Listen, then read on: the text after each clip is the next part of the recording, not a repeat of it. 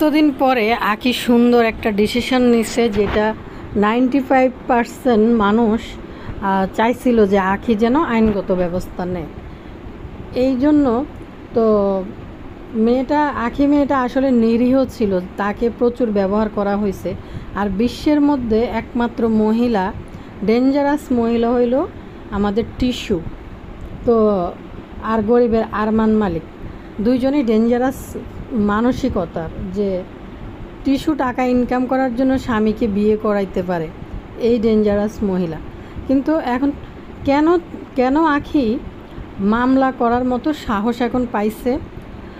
আর তিশা তো মামলা করে এসে আঁকির মুখ বন্ধ করে দিছিল। আঁকি আর লাইভে বা ভিডিওতে কোনো কথাই তাদের নিয়ে বলে নাই, এবং তিশা মামলা করে এসে আঁকিকে প্রচুর পরিমাণ উত্তক্ত এবং বিভিন্ন রকম ভিডিও বানিয়ে তাকে মানসিকভাবে হেনস্থা করার চেষ্টা করছে। শেষমেশ তিশা লোক ধরে আঁকির বিরুদ্ধে বদনাম করে যেন আঁকির নামে ভিডিও বানিয়ে ফেসবুক ইউটিউবে মিথ্যা রটনা রটিয়ে দেয়। আঁকি বিয়ের পরেও পরকীয়ায় আসক্ত ছিল, আলামিনের সাথে সম্পর্ক ছিল, এবং তাদের স্বামী স্ত্রীর প্রাইভেট যে বিষয় থাকে, ওই আহাদের সাথে আঁকির যে প্রাইভেট মোমেন্ট, ওই মোমেন্ট নিয়েও সেই কোনো এক ইউটিউবারের সাথে, কন্টেন্ট ক্রিয়েটারের সাথে আলোচনা করছে। আঁকি এখন থানায় গিয়ে মামলা করছে। আর এই কন্টেন্ট ক্রিয়েটার কে বা কারা, এবং মানে ওনার সাথে তিশা এবং আহাদ কী করছে সেটা আমি আপনাদের সাথে জানাবো। এবং আঁকি যে মামলা করছে জিডির কপি সহ, আঁকির স্টেটমেন্ট সহ আমি আপনাদেরকে পড়ে শোনাবো। হ্যালো দর্শক, আসসালামু আলাইকুম। যে যেখান থেকে ভিডিও দেখতেছেন নিশ্চয়ই আশা করি আপনারাও ভালো আছেন, আমিও ভালো আছি।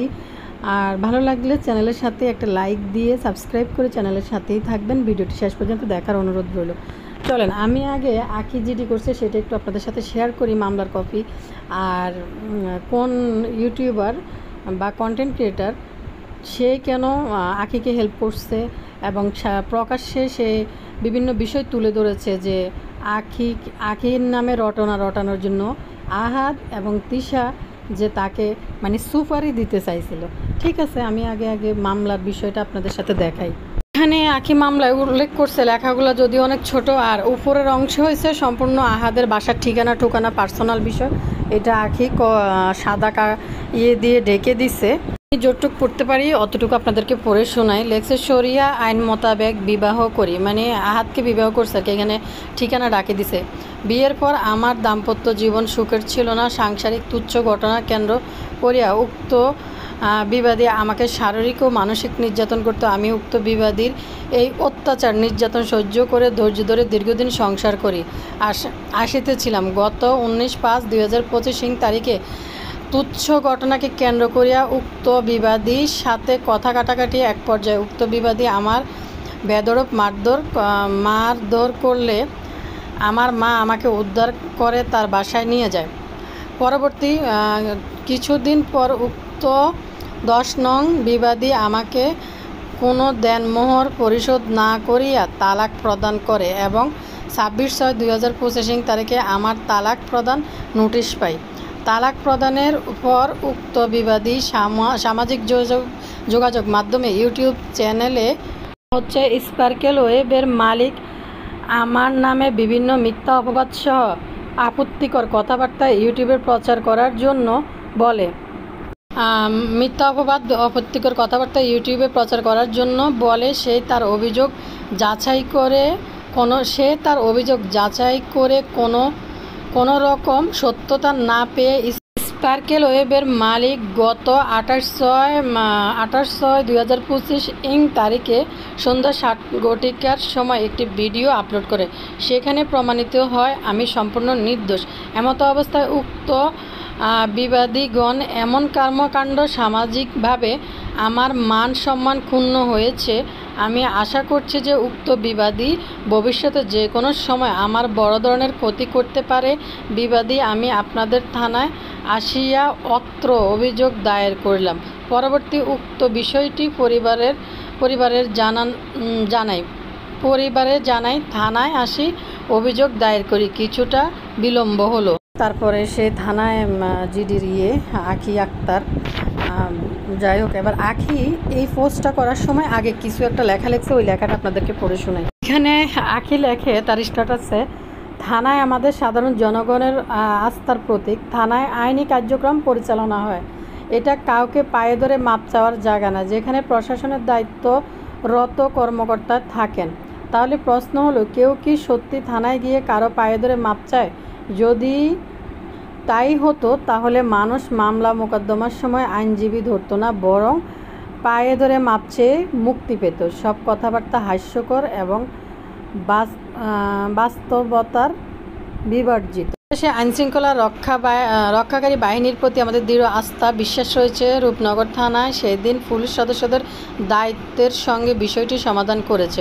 অতএব সামাজিক যোগাযোগ মাধ্যমে এই ধরনের গুজব ও অপপ্রচার ছড়িয়ে দিয়ে দেশের আইন ও প্রশাসনের ব্যবস্থাকে ছোট করবেন না, বরং সচেতন নাগরিক হিসেবে সত্যি মিথ্যা যাচাই করে কথা বলুন। সবচেয়ে বড় কথা হয়েছে, তিশা যা করছে, থানায় গিয়ে আখিকে লয়ার আখি তো তার আইনজীবীর সাথে গেছে যে তিশা তার বিরুদ্ধে অভিযোগ করার পরে এখন মানুষের কাছে আইসা বলছে সে মাপ চাইছে, বিভিন্ন রকম কথা বলছে, সেই কারণে সে এটা লিখছে। তো এতদিন সে চুপ ছিল, কারণ আখি নিজেই বলছে যে একটা পর্যায়ে যে ওই পক্ষ যদি আমাকে ডিভোর্স না দিত তাহলে আমি ডিভোর্স নিজেই দিয়ে দিতাম, কারণ শো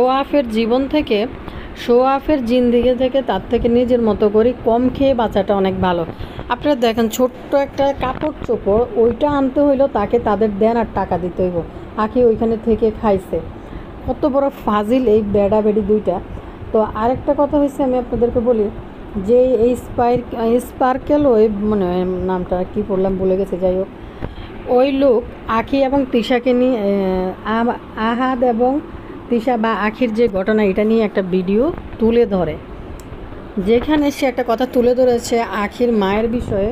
কেউ একজন তাকে কমেন্ট করে বলেছে, সে কোনো এক ভিউয়ার্স কমেন্ট করে বলেছে যে আমি বাসা দেখতে গেছিলাম, তখন আখির মায়ের সাথে কোনো একটা লোককে দেখা যাওয়ার পরে ওই মহিলা বা পুরুষ যাই হোক যে কমেন্ট করছে, সে বলছিল আপনি তিশার কী হন, তিশুর কী হন আপনি? ওই লোক কোনো রকম উত্তর না দিয়ে তড়িঘড়ি করে বিব্রতকর অবস্থায় বের হয়ে গেছে। তারপর এইখানে যখন এই লোকটা বিভিন্ন প্রমাণাদি দিয়ে একটি রোস্টিং ভিডিও বানানোর পরে আহাদ আর তিশা তাকে কপিরাইট স্টেপ ডাউন করে দেয়, মানে ভিডিওটা ইউটিউবে ভিডিওটা হাইড করে দেয়। তো যাই হোক, তারপর হাইড করে দেওয়ার পরে সে তো একটা কাউন্টার নোটিফিকেশন পাঠায়, যে করছে তাকে অনুরোধ করে আর কি যে তুলে দেওয়ার জন্য। তিশা এবং আহাদ তার সাথে মোবাইলে যোগাযোগ করে এবং কথা বলে। আহাদ বিভিন্ন রকমভাবে ওই ভদ্রলোককে, মানে ওই কন্টেন্ট ক্রিয়েটারকে বিভিন্নভাবে তাকে বোঝায় যে আখির বিরুদ্ধে যেন কথা বলে, আর পাশ থেকে টিস্যু শিখাই দিতেছে যে তুমি বলো যে আলামিনের সাথে সম্পর্ক ছিল, বিয়ের পরে সম্পর্ক রাখছে। আর আখি যখনই আহাদ আখির সাথে ফিজিক্যাল রিলেশনে যায়, তখন নাকি আখি বলতো তুমি আমাকে ধরো না, তুমি আমাকে করো না, আগের স্বামীর মতো এরকম পারো না। আহাদ তো নিজেই বলছে, যদি আখি বইলা থেকে বিষয়টা আসলে সত্যি, যেহেতু তার আগে একটা বিয়ে হয়েছে সে জানে। আর আখি তিশার জন্য তো আহাদ আখির কাছে বেশি একটা যাইতো না বা পছন্দ করতো না। তিশা যেটা বলতো যে ঠেলে ফাটাইতো আখির কাছে। তো আহাদ তো নিজেই বলছে যে আমি তাকে ভালোবাসতে পারি নাই। তিশা নিজেও বলছে যে আহাদ আসলে কখনো আখিকে ভালোবাসতে পারে নাই। সে আমাকে যেরকম ভালোবাসে, আমার কাছ থেকে এরকম আহাদ এরকম দীপা আরও 14টা আখি আসলেও আহাদকে নিতে পারবে না। তো তুমি যেহেতু জানো ভাই, তুমি তিশা কতটা ওভার কনফিডেন্স তিশার ছিল যে আরেকটা 10টা মেয়ে বিয়ে করে আনলো, কারণ তিশার কাছ থেকে যাবে না। তখন ওই ভদ্রলোক আহাদকে প্রশ্ন করে যে আপনারা বললেন আপনার আশিক জিন ধরেছে, আপনি কালা জাদুর প্রভাবে চলাফেরা করেন, কারণ আপনি হিতাহিত জ্ঞান থাকে না। তো হিতাহিত জ্ঞান না থাকলে এই মুহূর্তে আপনি বাচ্চা নিয়েছেন কীভাবে? মানুষের মানসিকতা যদি ভালো না থাকে তাহলে তো এরকম বাচ্চা নেওয়া যায় না এই মুহূর্তে। তাহলে আপনার হিতাহিত জ্ঞান না থাকলে কেউ আমি স্বয়ং সম্পূর্ণ মানুষ, আমি কি বাচ্চা নিতে পারি না? ওই ভদ্রলোককে বললো। ওর সম্পূর্ণ ভিডিওটা আমি দেখছি এবং কথাগুলো শুনছি, এবং আখির পেজে ভিডিওটার লিঙ্ক দেওয়া আছে, আপনারা চাইলে দেখতে পারেন। তো কথা হলো, এখন যেটা এটা তাদের স্বামী স্ত্রীর কথা। আঁখি ছিল তার ওয়াইফ। সে একটা লোক, একটা পুরুষ মানুষ, তাদের স্বামী স্ত্রীর মধ্যে অনেক কথা হইতে পারে, অনেক কিছু হয়, তো অনেক ফাইজলামি দুষ্টমি অনেক কথা হইতে পারে। তাই বলে আখির কথা, প্রাইভেট কথা, সে অন্য একটা পুরুষকে কিভাবে বলে যে তাকে নিয়ে এগুলো বলে যেন ভিডিও বানানো হয়। ওই ভদ্রলোক আখিকে বলছে যে আখি যদি চায় আইনি ব্যবস্থা নেয়, ওই বয়েস তিশা এবং আহাদ যেই বয়েস দিছিল ওই ভদ্রলোককে ফোনের মাধ্যমে, ওইগুলো সে আবার একটু প্রচার করছে ভিডিওর মধ্যে। তো আখি ভদ্রলোক দেখলো যে আখির কোনো এখানে দোষ নাই, সে তালাক হয়ে গেছে, একটা বাচ্চা নিয়ে স্ট্রাগল করতেছে, তার বিরুদ্ধে কিভাবে ভিডিও বানায়। এবং ওই ভদ্রলোককে তারা বলতেছে আপনি যদি ভিডিও আবার বানান তাহলে আপনাকে আবার আমার আরও 2টা চ্যানেল দিয়ে স্ট্রাইক দিব, চ্যানেলের ক্ষতি করবে।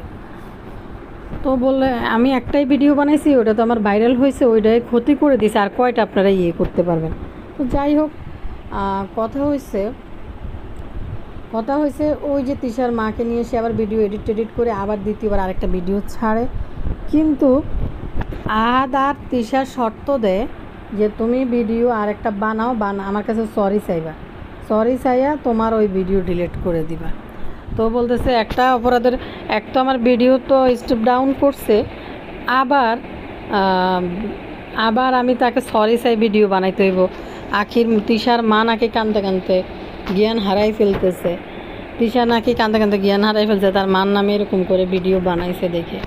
যাই হোক, সম্পূর্ণ কথা হলো আখিকে খারাপ বানানোর জন্য বিভিন্নভাবে, বাজেভাবে তার বিরুদ্ধে রিউমার ছড়ানোর জন্য কোনো এক কন্টেন্ট ক্রিয়েটারকে আহাদ এবং তিশা মিলে যে ওই যে তাদের একটা ভিডিও স্টেপ ডাউন করাইছে আখিকে নিয়ে, যেন বিভিন্ন মন্তব্য করে, তাহলে তারা এই স্ট্রাইকটা তুলে নেবে, তাকে এই দেয় আর কি, অফার করে। তো ইনি আবার কি কারণে জানি না তাদের অফার না নিয়ে বা যাই হোক চ্যানেলের না কইরা, তারা উঠাইলে উঠাবে, না উঠাইলে নাই, 2 মাস একটাই তো দিছে, 2 মাস পরে এটা এমনি উঠে যাবে। তো কথা হলো উনি আবার বুঝতে পারছে যে আখি এখানে নির্দোষ এবং আখির প্রতি জুলুম করা হয়েছে, সেজন্য উনি আখিকে হেল্প করছে। তো যাই হোক, মানে বাংলাদেশে প্রায় 90% মানুষ যারা এই ঘটনা জানে সবাই চাইছিল আহাদ এবং তিশার বিরুদ্ধে আইনি ব্যবস্থা নেওয়ার জন্য। দেখেন কত বড় মাস্টার মাইন্ড গেমস খেলছে এই তিশা আর আহাদ মিলে। কারণ তিশা ঘর থেকে বেরোয় গেছে, একটা কাপড় নিতে দেয় নাই। আহাদ বলছিল তিশা আয়াসের ফিডার এবং কিছু কাপড় নিতে চাইছিল। তিশা বলে এগুলো কি তোর নিবি কেন, নিজে রোজগার করে খাওয়া, এগুলো নিতে দিব না।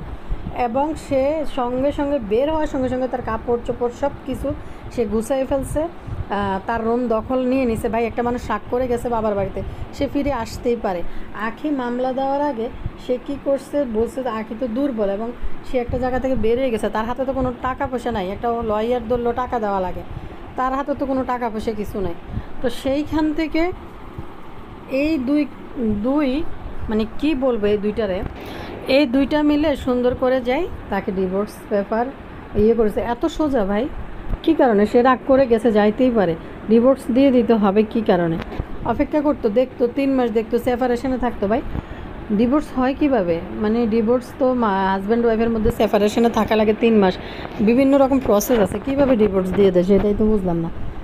কোনো রকম কাবিননামার টাকা টুকা ছাড়া ছেলের জন্য 3000 টাকা চাইছে।